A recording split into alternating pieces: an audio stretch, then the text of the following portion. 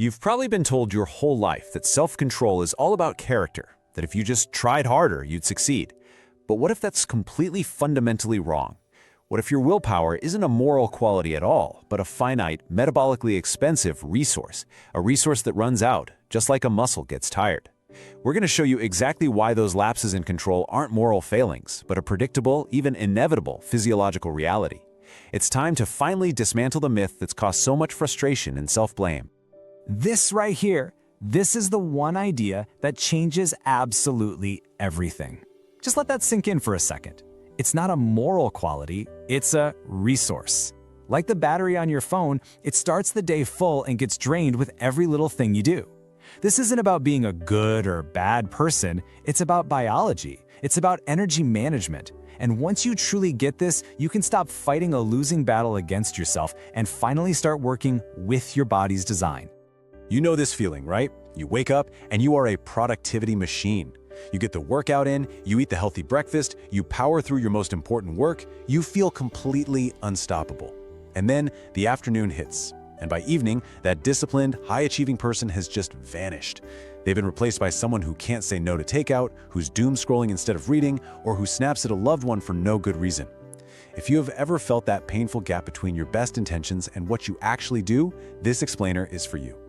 So here's our game plan for today. First, we're going to blow the lid off the great willpower myth. Then we'll dive into the fascinating science of why our self-control actually runs out. We'll look at the brain's energy budget to see the metabolic crisis behind every single lapse. After that, we'll pivot to solutions, smart, practical ways to conserve your mental fuel. And finally, we'll completely reframe what failure means, turning it from a weakness into a powerful signal for growth. All right, let's start by talking about the real emotional cost of this myth. The idea that you just need to want it more isn't just wrong, it's actually harmful. It creates this brutal cycle of shame and self-blame that makes it even harder to succeed. It basically pits you against your own biology in a fight you were never ever designed to win. This is that daily civil war we were talking about. See, we think the problem is a lack of dedication, when it's really a resource deficit. Every small decision you make, what to wear, how to write that email, resisting a second cup of coffee, is a tiny withdrawal from your mental bank account. So by the time you face a real challenge at night, the account is empty. And then what happens? The self-blame kicks in, which is another energy-draining activity, setting you up to fail again tomorrow.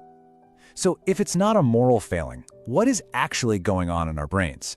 Well, the answer comes from this really powerful scientific concept that changes the whole game. It's called ego depletion, and it explains exactly why that willpower battery of yours inevitably drains down to zero. Ego depletion.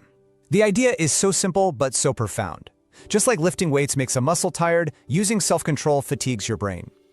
Every single time you override an impulse, whether it's sticking to a budget, patiently listening to someone, or forcing yourself to start a hard project, you are drawing from the exact same finite resource.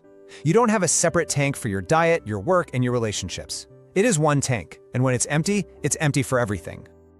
Okay, so this is the huge mental shift we've got to make. The old story tells us a lapse is a moral failure, a sign of weakness. But the reality, it's just a resource deficit. The problem isn't that you're not trying hard enough, it's that you're out of fuel. So the solution isn't to beat yourself up and try to find more dedication. It's to get way smarter about managing your energy. You get to stop being a harsh judge and start being the strategic CEO of your own mind. So what happens when that battery gets critically low? Well, the consequences are systematic and totally predictable. Your concentration just plummets, because focus is one of the most energy-hungry things your brain does. Emotional impulses take over. The part of your brain that acts as the brakes on your temper literally runs out of gas. Your decision-making suffers. You start chasing short-term relief instead of your long-term goals. And maybe the most important one? Old habits resurface. Why? Because habits are incredibly energy efficient. They're the brain's autopilot, and when you're too tired to fly the plane, the brain defaults to the easiest path it knows. Now let's get into the nitty-gritty, the hard science of why this is happening. This isn't just a cute metaphor, it's a real biological process rooted in your brain's non-negotiable energy budget. We're about to look at the metabolic crisis that triggers every single one of your willpower failures. I want you to meet the CEO of your brain, the prefrontal cortex, or the PFC. It's this bit right behind your forehead, and it's basically the adult in the room. It's responsible for all the hard stuff, long-term planning, complex decisions, and crucially, overriding our primal impulses. It's the part of you that says no to that third slice of pizza, or makes you finish a report when you'd rather be watching TV. It's your center for what scientists call top-down control. But here's the catch, the biological trap. The PFC is an absolute energy hog. It burns a massive, disproportionate amount of metabolic fuel, mostly glucose, just to do its job. Now, compare that to the basal ganglia, the ancient part of your brain that runs all your habits. It barely uses any energy at all. It's incredibly efficient. And this huge energy difference, that is the entire secret to why your willpower inevitably fails. This whole thing unfolds in a predictable 4-stage loop. First, there's a demand trigger. You face any task that requires conscious effort. Second, resource consumption begins. Your PFC kicks into high gear, burning through its precious glucose. Third, you hit the metabolic crisis. Your fuel levels drop and the PFC starts to fail. Its ability to maintain that top-down control is compromised. And that triggers the final stage, number 4, system override. Your brain, in a brilliant move to conserve energy, just hands control over to the low-energy, super-efficient habit center. It defaults to the easiest routine to save fuel. And here is the sneaky psychological trap that makes this cycle so vicious. The moment you give in, the second you eat the cookie or open social media, you feel this powerful, immediate wave of relief. The mental strain is over. This is what we call negative reinforcement. And your brain learns a simple, dangerous lesson. Straining is pain. Giving in is relief. This reinforces the pattern, teaching your brain to actively seek that comfortable, low-energy habit the very next time it feels depleted. Okay, so we get the problem. The myth is busted, the science is clear. Our willpower is a finite resource. So what on earth do we do about it? The answer is not to try and get more willpower through brute force. The answer is to get smarter about conserving what you've got. This next part is all about practical, actionable strategies to work with your biology, not against it. We're going to focus on 3 powerful pillars of energy management. First, how to ruthlessly prioritize your tasks to save your peak energy for what really matters. Second, how to pre-commit to better actions using a brilliant technique that basically puts good behavior on autopilot. And third, how to build intentional recovery loops to systematically refuel your mind. Let's start with prioritizing. You wake up every morning with a full tank of willpower. So please, don't waste that peak energy on trivial things like checking email or scrolling the news. Instead, identify the 1 or 2 tasks that require your absolute best focus and do them first. This is all about aligning your most important work with your peak biological state. You also need to automate non-essential decisions. You know, there's a reason people like Steve Jobs wore the same outfit every day. It was one less decision draining their brain. So, plan your meals, lay out your clothes, automate your bills. Every decision you remove from your day is more fuel in the tank.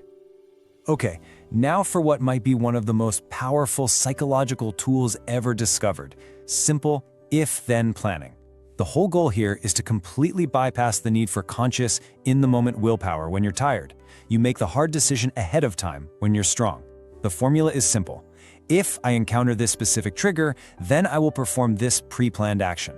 For example, if it's 3 p.m. and I feel like getting a sugary snack, then I will immediately drink a full glass of water. Or if I feel myself getting angry in a conversation, then I will take 1 deep breath. By doing this, you're essentially pre-programming your brain, making your desired behavior the new path of least resistance.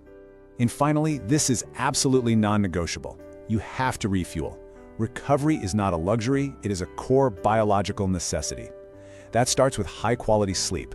It's when your brain literally cleans house and restores its energy. Next, you have to maintain stable blood sugar. Spikes and crashes from sugar are a recipe for failure. Focus on meals with protein and fiber for a steady supply of fuel. And, this is so important, take intentional breaks. And let's be clear, mindlessly scrolling social media is not recovery. That's just another cognitive drain. True recovery is a short walk, a few minutes of deep breathing, or just staring out a window and letting your mind wander. We've covered the science, we've covered the strategies. Now we get to the final and maybe the most important mindset shift of all. This is about completely changing your relationship with failure. It is no longer a moral battle. It is a logistical discipline to be managed. Seriously, let that one sink in. When you fail, when you give in, it is not proof that you are weak. It is a biological signal, like the fuel light on your car's dashboard. It's your body telling you that your system is depleted and your current strategy just isn't working. The right response isn't shame, it's curiosity. Okay, my tank is empty. What drained it? What system can I build to protect it next time? That simple shift changes everything. So, the single most powerful takeaway from all of this is that the path to long-term success is not paved with relentless, white-knuckled effort. That is a guaranteed recipe for burnout. Your greatest tool is radical conservation. It's about becoming a brilliant strategist of your own energy, spending your willpower not on fighting impulses, but on building systems and routines that make your desired behavior the easy choice. Stop trying to power through everything and start engineering your life to make success inevitable. And that brings us to the final and most important question. This isn't just about understanding the theory. It's about changing your entire approach. So think about it right now.